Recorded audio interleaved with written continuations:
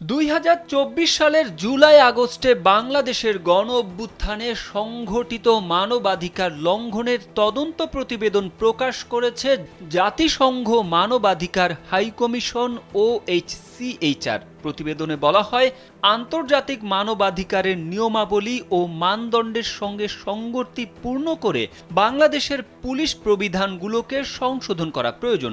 অবিলম্বে জনশৃঙ্খলা ব্যবস্থাপনার কৌশল হিসেবে শটগানের জন্য ধাতব শট, গোলাবারুদ দিয়ে পুলিশ এবং অন্যান্য নিরাপত্তা বাহিনীকে সজ্জিত করার চর্চা বন্ধ করার আহ্বান করা হয়। বুধবার জাতিসংঘের ফ্যাক্ট ফাইন্ডিং মিশনের প্রকাশিত প্রতিবেদনে বলা হয়, র্যাপিড অ্যাকশন ব্যাটালিয়ন র্যাবকে বিলুপ্ত করুন এবং গুরুতর লঙ্ঘনের সঙ্গে জড়িত নন এমন কর্মীদের নিজ নিজ ইউনিটে ফিরিয়ে দিন।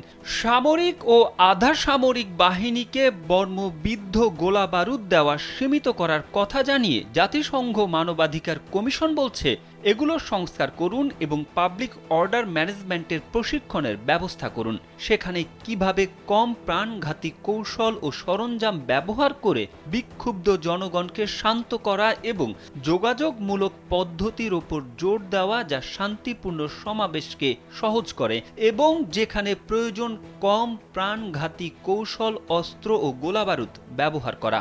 বিশ্ব সংস্থাটি বলছে, স্বাধীন পুলিশ কমিশন গঠনের মাধ্যমে পুলিশ ওভারসাইট ইউনিটকে প্রতিস্থাপন করুন, যা স্বরাষ্ট্র বা বাংলাদেশের পুলিশের চেইন অব কমান্ডের বাইরে থাকবে। এটি সুশীল সমাজ সহ স্বাধীন সদস্যদের নিয়ে গঠিত হওয়া উচিত এবং একটি পাবলিক অভিযোগ নিরসন সংস্থা হিসেবে কাজ করার জন্য বিশেষায়িত কর্মী, ক্ষমতা ও আইনি ক্ষমতা থাকতে হবে।